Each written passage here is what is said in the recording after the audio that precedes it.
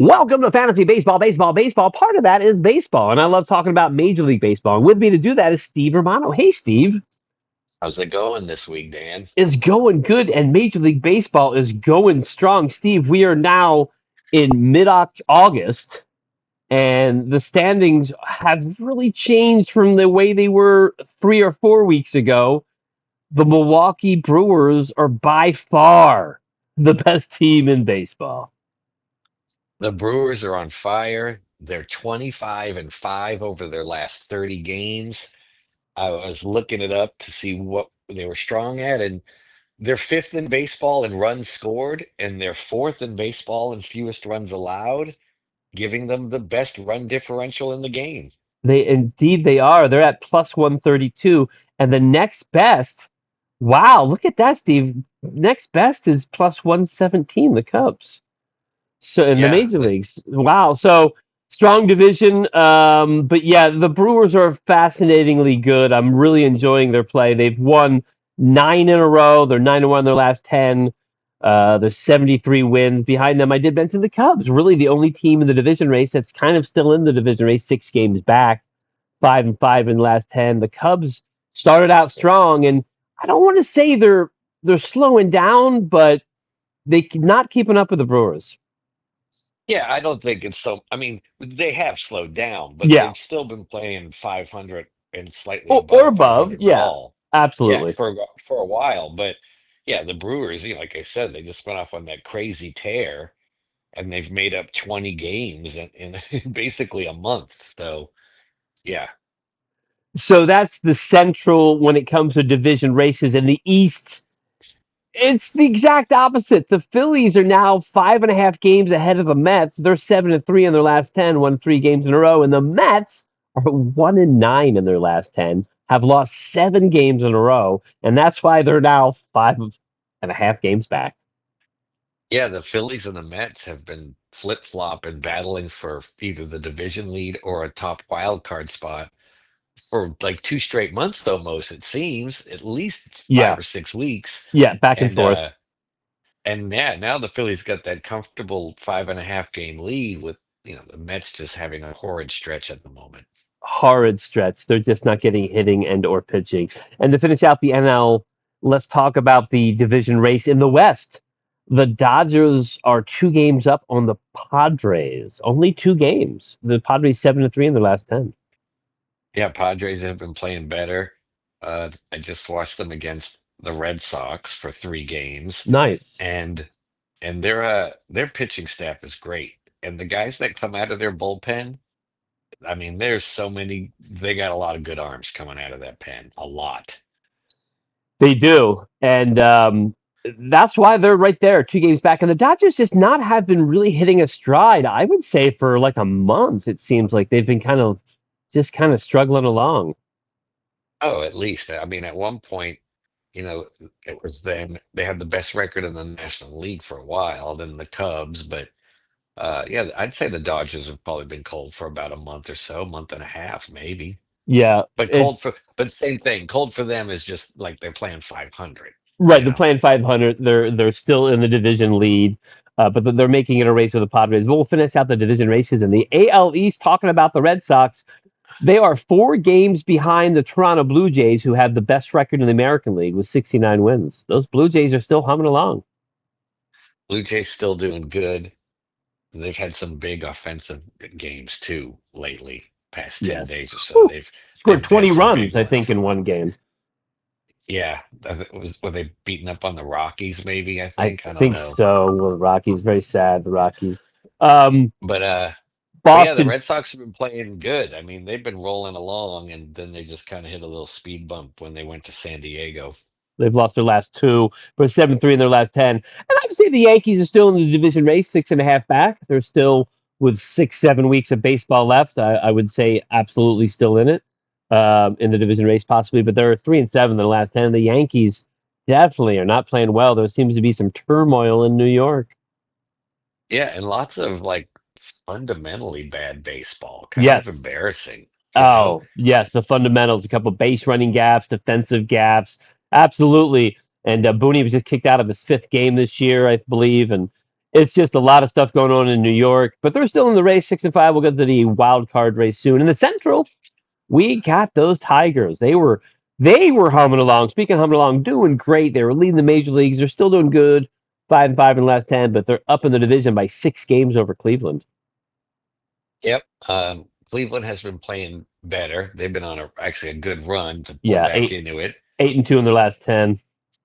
But Tigers too, another one. So all of those, like the Cubs, and Dodgers, Tigers were out good, crushing, and then now, yeah, they're all kind of been like 500 teams, which has allowed other teams who did get hot to close the gap. Absolutely. And the Indians have made it a race, 6 games back.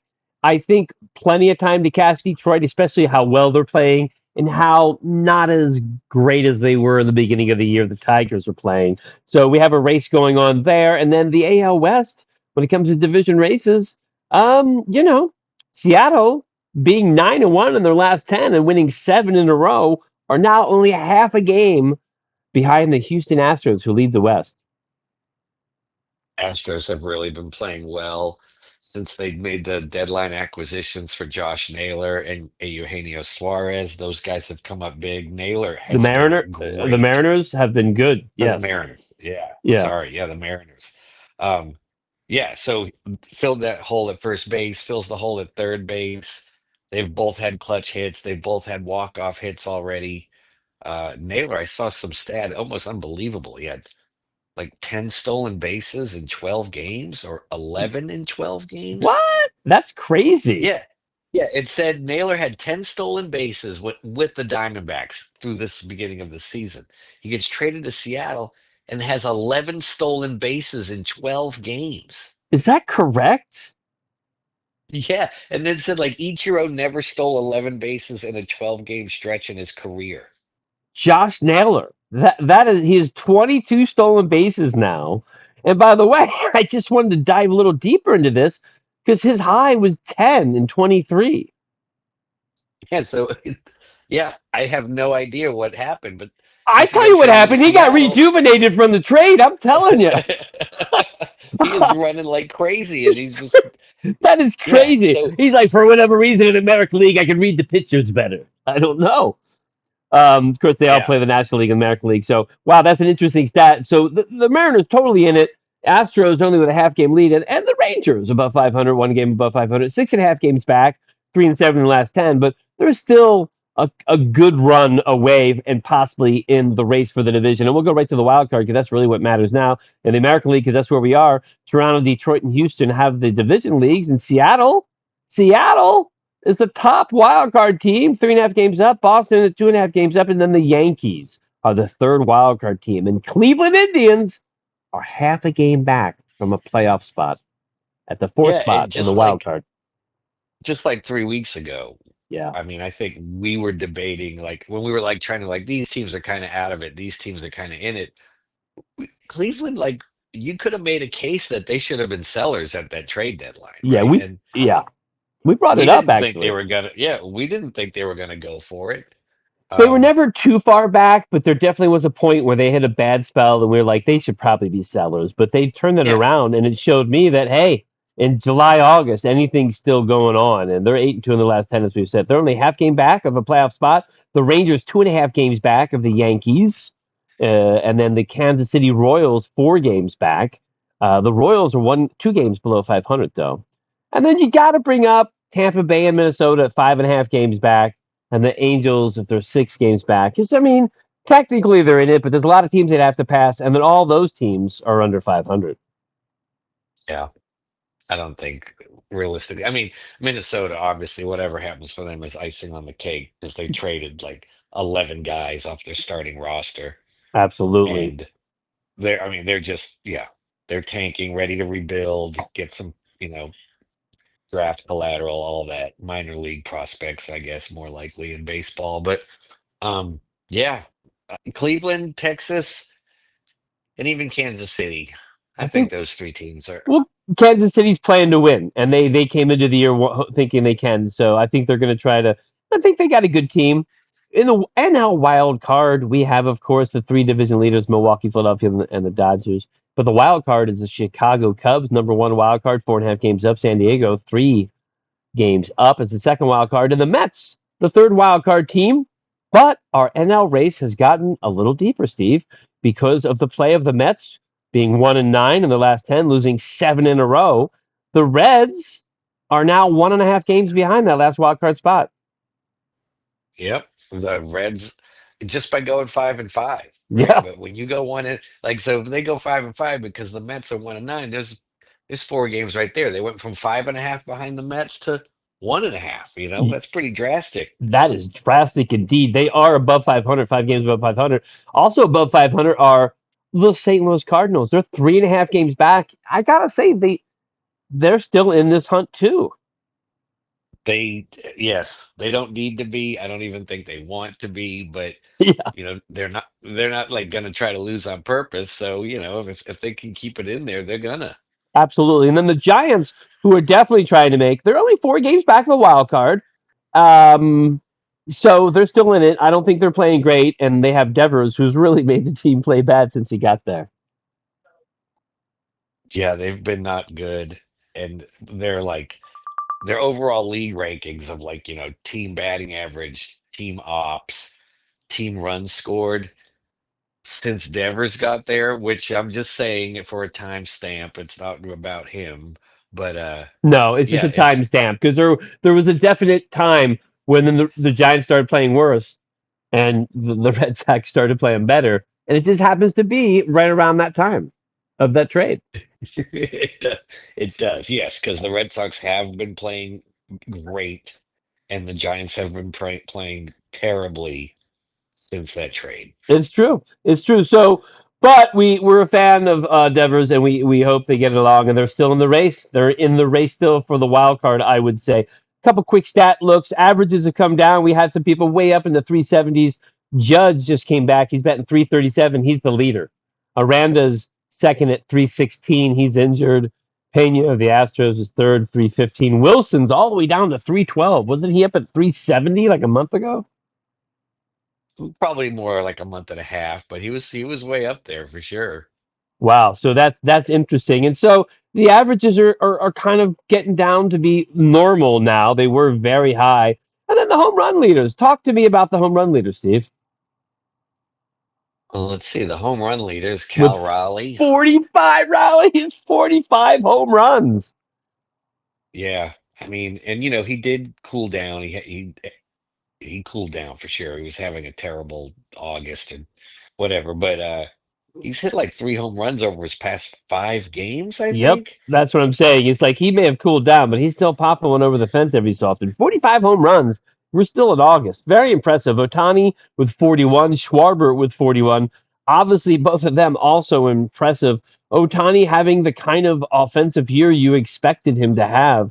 It's really great to see. Actually, I'm an Otani fan, and it's nice to see him healthy. And Judge is back with 37, and Suarez with 37. Those are your home run leaders. And I Yeah, wanted to with bring up RBI. Otani, Yeah, go ahead. Otani. Yeah, real quick. I mean, yes, yeah. we all know about Otani, right? No one needs to go off, but what I did see something yesterday, and I looked, and it was like, oh, he leads baseball with runs scored with 111 I runs, was going to bring that and it up. was like, yeah, and it's like nobody else was over 100. And I went and looked, and like no one was over like 95. And I think there's only one guy with over 90, right? So I mean, Otani's like he's like way out there, like 25, 30 runs ahead of like the pack, basically. I was going to bring that up. That was my next stat. Runs because he is. He's literally 19 up on the second place Judge, and Judge is 10 up on third place De La Cruz of the Reds. So Yeah, Otani, sometimes it's a different game. When we were kids, Otani would not be leading off because of his power, right? But the game has right. changed. Schwarber used to lead off for the Phillies. He's not anymore. He's batting second, I believe. But Otani proving that, yeah, I'm a great leadoff hitter. I've got this many runs, 111. That's crazy. That's yeah. I mean, especially with we're about a quarter of the way through I mean, we got about a quarter of the season to go, pretty much right now. And so I mean, if you divide that by three, right? So what? That's another 40 runs, baby? No, 35. It's another 30, 35 runs. 30 some, yeah. 33? 33, 33. 34, 35. Yeah. So, but even 30 gives him 140. He could hit 150 runs, which would be amazing.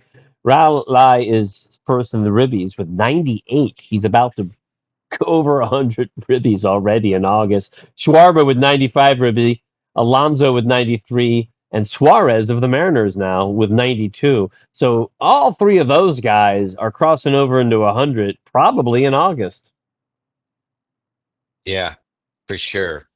The Mariners have been putting a ton of guys on base too, so Suarez is going to get plenty of RBI opportunities. Oh, absolutely. So those are some interesting offensive stats. And real quick on the pitching stats, what stat would you like to talk about first, Steve? Pitching. Oh, I don't know. Let's wins. I know Sure, they don't wins. matter as much anymore, but come on, They don't. wins. And we have two guys with 13, Right, Crochet with and a quarter of Peralta. the season to go, so really nobody's on pace for 18 wins, right? Nobody. 18. Eh, No, I mean, you could see Just Crochet and Peralta getting 18. You know what I'm saying? I could say they have an outside shot. Technically, numbers wise, I think they're a little under 18. Right? They don't have it, and that's sad. No 20 game winners. Freed and Fott, is that how you say his name? Of Arizona, both have yeah. 12. And I mean, then we have a lot of 11s, like a lot. So not a lot of wins. They don't matter as much in this time with starters only going 4 innings. Um, but it's interesting. And Fott, perfect example, right? Fott's got 12 wins, right? Only four pitchers in baseball have 12 or more. He's one of them. But his ERA is 5.03 and his Yeah, whip is 1.35 right. and opponents are batting 279 against him. I But mean, of the top, oh, well, I guess Bassett's the same way. I was about to say, of the top few pitchers, he's because Crochet and Peralta and Freed are all three having great seasons, and even yeah, those three Boyd, are all money. and Matthew Boyd too. We brought him up before. The 34-year-old having the year of his life with the Cubs. He's having a Yeah. fantastic season. So, but yeah, wins aren't as important. Those bad stat guys can lead the league in wins, and that's happened before. Also, let's go over Oh yeah. strikeouts. Who leads the league in strikeouts right now, Steve? Crochet? Wheeler with 189. Crochet is third behind Scuba with 187 and Crochet with 183. They're the top three. And, Wheeler is a good example. He was the Phillies' best pitcher all year. He's still obviously a great, wonderful best pitcher, but he was stuck on 9 wins forever.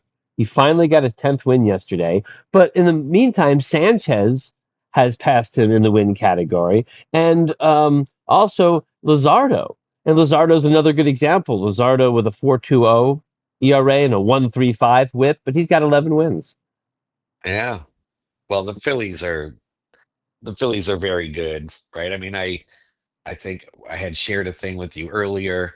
It was about percentages of World Series wins, of Yeah. winning the World Series, percentage of winning the World Series. And it was a fan graphs thing. And the Dodgers were first at 20%, obviously. Just getting there. And then, they'll have so much pitching. They don't need everybody to pitch 8, 7 innings, 5 innings, whatever. They'll be good.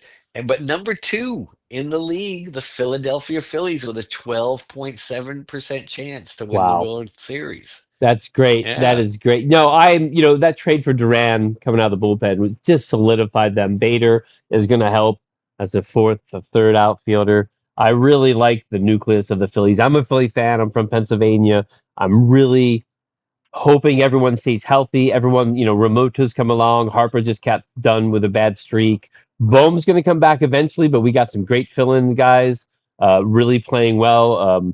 Kemp and Sosa. So the Phillies are playing well. The Red Sox are playing well. So it's nice that our teams are playing well. And just real quick on the Mhm. strikeout lead, Riley Green leads with 156 strikeouts as a hitter.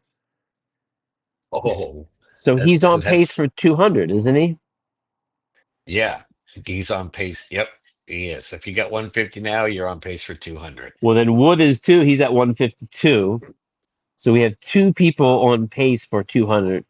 Then Otani and O'Neill Cruz with 144 and McMahon with 143. And Cal Raleigh has Hmm. 140, by the way. Okay. I'm kind of shocked that Otani would be that high. I would just think he was so good that wouldn't be possible. Well, here's a funny observation. Of the top five in strikeouts, three of them are guys we're talking about having, and you could throw Green in there. He's having a good scene, but Schwarber, Raleigh, and Otani, 140, 140, and 144 for Otani. I mean, you can be one of the league's best hitters and strike out almost 200 times. Yeah, you can. Absolutely. That good. That's, but it just seems like every now and then you do get those people who are so awesome and well-rounded that, they don't do that. Like whatever, like Judge, right? I mean, yeah, because he just walks and gets on base a bunch, or people push pitch around him, or they're afraid to pitch in the zone or something. And I would just think that Otani was at that level as well. Well, that's an interesting thing because just like they strike out a lot, they hit a lot of home runs. They're both over 40, but they also walk a lot. Otani was 76 walks in fifth place, and Schwarber was 78 walks in third place in the league. So, and even Raleigh's in the top 10 was 69 walks. So, all three of those players, strikeout, walk, home run, is a giant part of the results for them when it comes to when they go to a bat. Yeah, it is. I Yeah. mean, just looking now, it makes you realize Juan Soto, hey, like maybe he got paid for a reason, right? Look at that. He's got 89 walks 89 against walks. only 98 strikeouts. Yeah. So he And basically like yeah, 1 for 1. the thing I think with Soto is, last couple years, 288, 275. He had the 242 year, but before the year that, he batted 313. And he's having a really good year, to be honest with you. His average is low. It's 251, but 28 homers, 18 stolen bases, 67 ribbies. Like you said, he's leading the league in walks, so his on base percentage is very good at 383. So, last year was 419, the year before 410. So technically not as good of a year, but he's having a good year. But yeah, and I mean he's on pace for like 37 homers and 24 stolen bases. Right. And we have about looking at, I'd say everybody in the top five in walks could finish with 100 walks. Tucker, Yeah. Otani, Judge, Schwarber, Devers, and Soto. And the Devers being in second surprises you. Yeah, well, I mean, he had a great run at the beginning of the year for the Reds. Well, I mean, remember he started off terrible with like the first 2 weeks were bad, but then when he got hot for like a month, I mean, honestly, I think his on base percentage was like 600 for a month. You Okay, know, so I'm going to ask you, you're a Red Sox fan. He has 86 walks already. Don't look. What was his high for a season in walks? And he's had a lot of full seasons, as you know. What was his yeah, high in walks before this I year where think he has 86? I think he's already. I'm pretty sure he's already passed it, and I'm gonna say 72. 67 was his high the year before. Mm, yeah. So, kudos to Devers getting on base. Those are the stats. Those are the standings. Major League Baseball, we're rounding out. We're in the dog days of summer. I'm Dan O'Day. That's Steve Romano. Thanks for listening. Cheers. Have a good one.